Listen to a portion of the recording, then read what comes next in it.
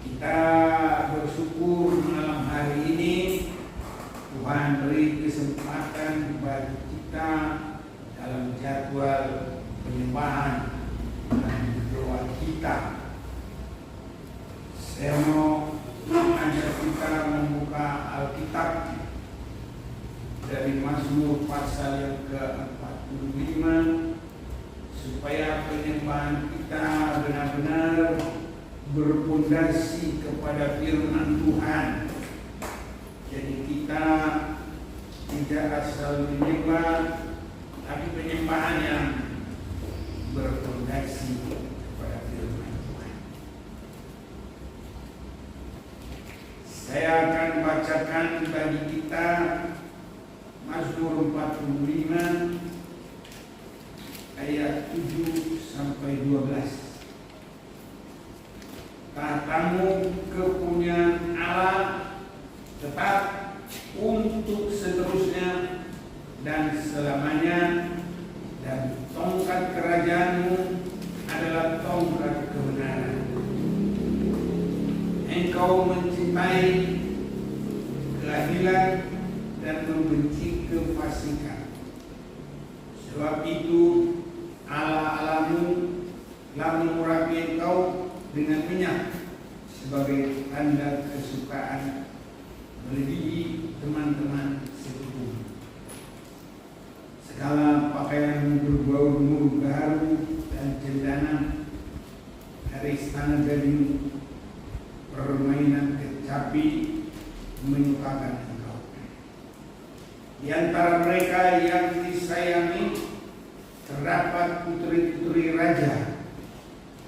Di sebelah kananmu berdiri permaisuri berpakaian emas dari Ofir. Dengarlah hai putri, lihatlah dan sedengkanlah telingamu, lupakanlah bangsamu dan seisi rumah ayahmu.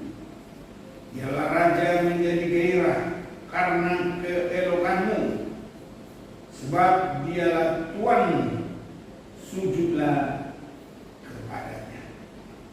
Sujudlah kepadanya, sembahlah dia. Kepada kita yang Alkitab menentukan bahwa yang punya tahta dan disebut ada kerajaan adalah Yesus sendiri. Bahkan dia disebutkan raja di atas segala raja. Saya mau ajak kita melihat di dalam Wahyu pasal yang ke-19, Wahyu pasal yang ke-19 ayat yang ke-6 sampai dengan 10. Ini perkawinan anak domba,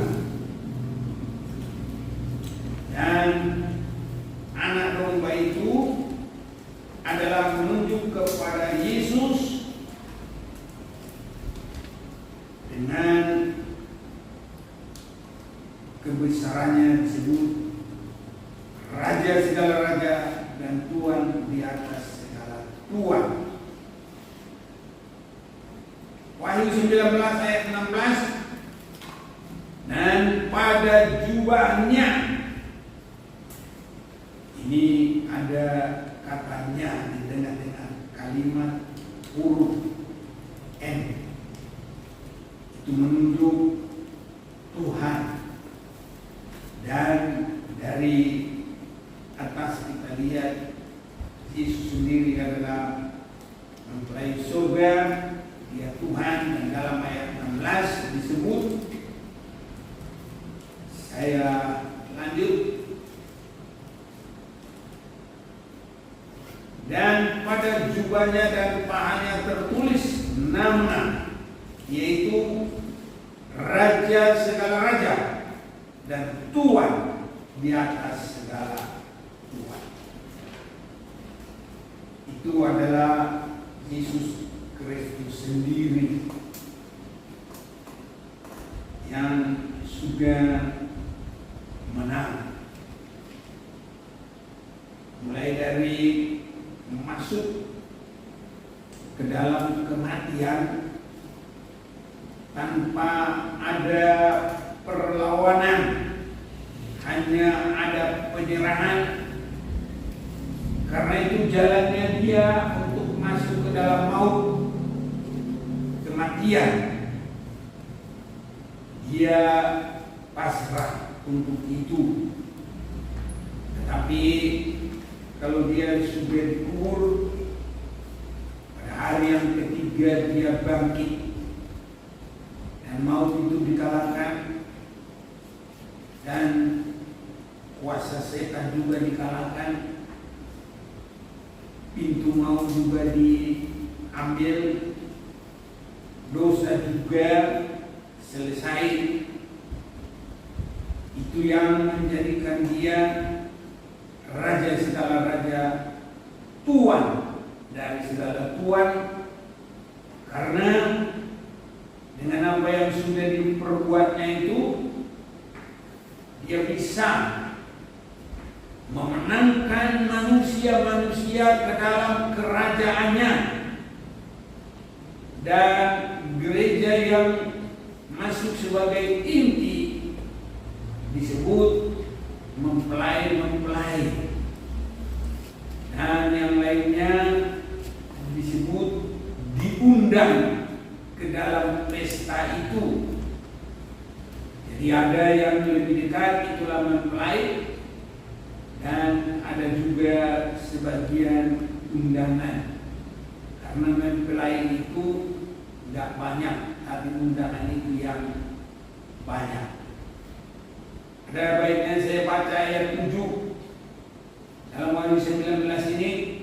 Marilah kita bersukacita dan bersorak-sorai dan memuliakan Dia, karena hari perkawinan anak domba telah tiba dan pengantinnya telah siap sedia, dan kepadanya dikaruniakan supaya memakai kain linen halus yang berkilau-kilauan dan yang putih bersih. Linen halus itu adalah perbuatan-perbuatan yang benar dari orang-orang kudus. Lalu ia berkata kepadaku, tuliskanlah, berbahagialah mereka yang diundang ke perjamuan kawin anak domba. Jadi mempelainya ada, selain mempelainya itu ada juga yang diundang. Dan biasanya undangan itu adalah kelompok yang lebih besar. Katanya lagi kepadaku, perkataan ini adalah benar, perkataan-perkataan dari Allah. Ini kita sudah lihat, dan untuk kita umat Tuhan diberikan firman, perjanjian lama, perjanjian baru, ya, dan semuanya sampai 66 buku. Ini semua kait-mengkait, khususnya kepada pesta nikah ini, dan ada permaisuri atau mempelai. Dan Yesus juga dalam posisinya dia raja segala raja. Itu sebabnya apa yang kejadian di bumi ini diberikan juga contoh bagi kita, supaya kita mudah mengerti. Jadi hal yang di surga itu ada contoh di bumi. Di biologi ada contoh. Dalam Mazmur 45 ini yang kita akan perhatikan juga, hal di tetapi terjadi juga secara rohani. Mazmur 45 ayat 7. Taatamu kepunyaan Allah tetap untuk selama-lamanya, seterusnya dan selamanya. Dan tongkat kerajaanmu adalah tongkat kebenaran. Dan selanjutnya tadi saya sudah baca sampai yang ke-12. Biarlah raja menjadi gairah karena keelokanmu, sebab dialah Tuanmu, sujudlah kepadanya. Gereja juga Tuhan inginkan ada penampilan, tetapi apa yang kita baca secara jasmani ini itu nanti kita akan alami secara di dalam kerohanian. Kalau disebut sebagai mempelai, itu bagaimana kecintaan kepada Tuhan, kerinduan kepada Tuhan. Karena kalau diambil hanya secara fisik, yang mempelai itu kan wanita. Sedangkan sedang jemaat Tuhan itu banyak yang laki-laki. Tapi yang diambil di sini bukan secara fisik demikian, tapi menunjuk bagaimana Kristus sebagai Raja. Dan yang disebut mempelai itu adalah semua gereja yang berkenan kepada Tuhan. Itulah umat Tuhan. Jadi Tuhan menginginkan gereja berpenampilan yang sangat indah, tetapi secara rohani. Sebab kalau indahannya secara jasmani duniawi, repot nanti yang pendek, repot nanti yang pesek, repot nanti yang jerawatan segala macam. Kalau tidak indah, ya repot. Tapi yang dimaksud adalah kerohanian yang baik. Kalau kita melihat dalam Matius 25 ayat yang ke-6, ini menunjukkan kedewasaan, sehingga disebut 10 anak gadis. Hanya 5 yang berkenan, 5 yang ditinggal. Kalau kita lihat lagi di dalam Tesalonika, 1 Tesalonika 5 ayat 23, kalau ini saya baca karena ya saya baca saja ayat 23. Semoga Allah damai sejahtera menguduskan kamu seluruhnya, dan semoga roh, jiwa, dan tubuhmu terpelihara sempurna dengan tidak bercacat pada kedatangan Yesus Kristus Tuhan kita. Jadi kalau hanya luar hidup manusia, itu hanya yang bisa dilihat oleh manusia fisik ini. Tapi ini harus sampai mendalam kepada jiwa dan roh. Jadi Tuhan tidak melihat yang fisik itu, tapi mulai dari fisik itu ada, tapi jiwa dan roh. Dan yang Tuhan lihat bukan gender, bukan. Tapi bagaimana seseorang dewasa rohani, bagaimana seseorang tidak bercacat celah, itu yang diinginkan oleh Tuhan untuk menampilkan diri yang nantinya akan menyembah Dia. Saudara-saudaraku, kalau kita sudah melihat itu dari firman, maka satu perkara sangat dibutuhkan bagi gereja adalah penurutan. Dan penurutan itu adalah ketaatan tergembala. Domba yang tergembala itu artinya mendengar, mengikut. Mendengar dan mengikut. Itu dalam Injil Yohanes jelas sekali, mendengar dan mengikut. Kalau kita boleh juga baca sebentar, bisa kita lihat sebentar dalam Injil Yohanes ini, dalam pasal 10 ayat 14, "Akulah gembala yang baik, dan aku mengenal domba-dombaku, dan domba-dombaku mengenal aku." Ini kalau kita baca lagi mulai 11, "Akulah gembala yang baik, gembala yang baik memberikan nyawanya bagi domba-dombanya. Sedangkan seorang upahan yang bukan gembala dan yang bukan pemilik domba-domba itu sendiri, ketika melihat serigala datang, meninggalkan domba-domba itu, lalu lari, sehingga serigala itu menerkam dan mencerai-beraikan domba-domba itu.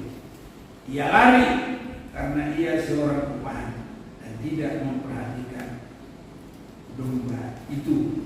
Aku gembala yang baik, dan aku mengenal domba-dombaku, dan domba-dombaku mengenal aku."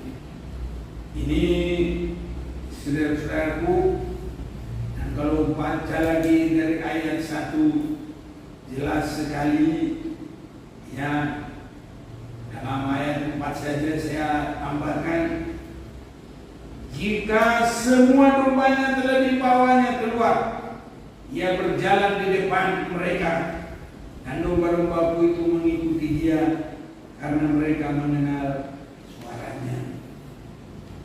Apa yang kita lakukan dalam hal ini sekarang? Yesus tidak ada yang kita lihat. Itu sebabnya dalam ibadah-ibadah kita mendengarkan firman Tuhan,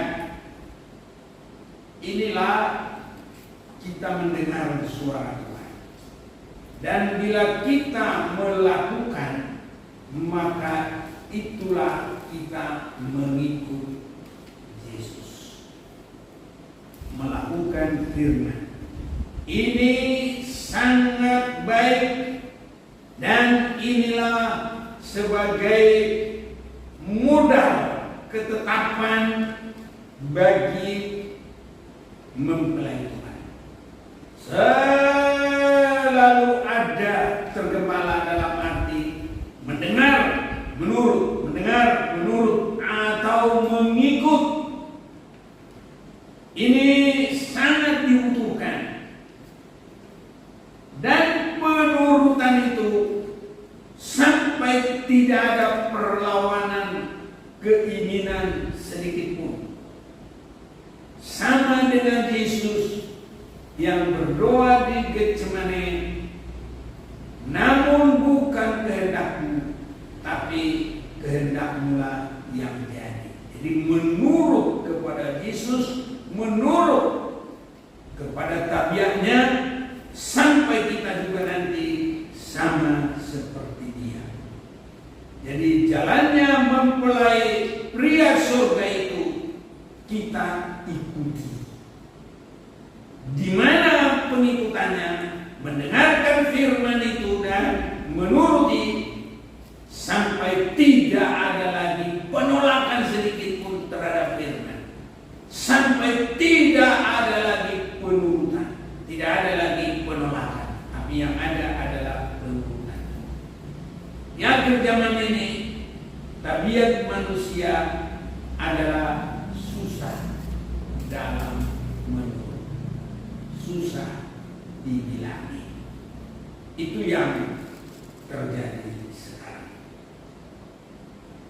Pernah juga seorang permaisuri terpaksa harus ditolak karena tidak ada penurutan. Ester pasal yang pertama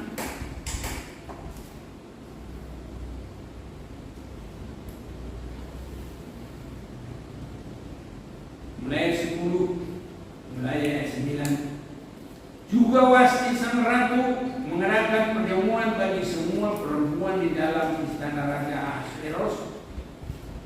Hari yang ketujuh ketika raja riang gembira hatinya karena minum anggur, bertitalah baginda kepada Mehuman, Bista, Harbona, Bita, Abagta, Zeta, dan Karkas, yakni ketujuh sida-sida yang bertugas di hadapan Raja Ahasveros, supaya mereka membawa Wasti sang ratu dengan memakai mahkota kerajaan menghadap raja untuk memperlihatkan kecantikannya kepada sekalian rakyat dan pembesar-pembesar, karena sang ratu sangat elok rupanya. Jadi bagi kita ini sekarang adalah ending atau sasaran penurutan itu sampai kita seperti 1 Tesalonika 5 tadi ayat 23 sudah mencapai tidak bernoda, tidak bercacat, tapi cemerlang. Inilah bagi kita, dan gambarnya digambarkan seperti Wasti. Hanya Wasti tidak mau menampilkan diri dalam suasana keelokannya. Ayat 12, tetapi Ratu Wasti menolak untuk menghadap menurut tita raja yang disampaikan oleh sida-sida itu, sehingga sangat geramlah raja dan berapi-apilah murkanya. Ini penolakan, tidak mau menurut. Itu sebabnya bagi kita harus selalu bergumul supaya kita menjadi pelaku firman. Karena hanya mendengar, mengetahui tapi tidak melaku, itu sama dengan orang yang bodoh. Dan kalau dalam 10 anak darah 5 bodoh ditinggal. Jadi kita semua harus sampai ada penurutan. Sidang jemaat anak-anak Tuhan, penurutan kepada firman yang disampaikan ke gembala, tabiat-tabiat anak-anak kepada orang tua, kepada guru yang membimbing, dan yang lain-lain. Perlu ada penurutan yang baik supaya hidup itu terbiasa tidak suka menolak. Karena di akhir zaman ini perbuatan yang sangat menghalangi masuk surga adalah tidak menurut. Orang mendengar firman Tuhan mengetahui terlalu banyak, tapi yang menurut itu tidak banyak. Jadi Wasti tidak mau menurut, akhirnya dia ditolak. Itu sebabnya di dalam Mazmur 45 tadi, supaya kita ada yang menurut sampai sujud menyembah. Ini sujud menyembah ini itu diawali ada penurutan. Kalau tidak ada penurutan, yang terjadi penolakan tadi seperti Wasti. Kalau kita lihat dalam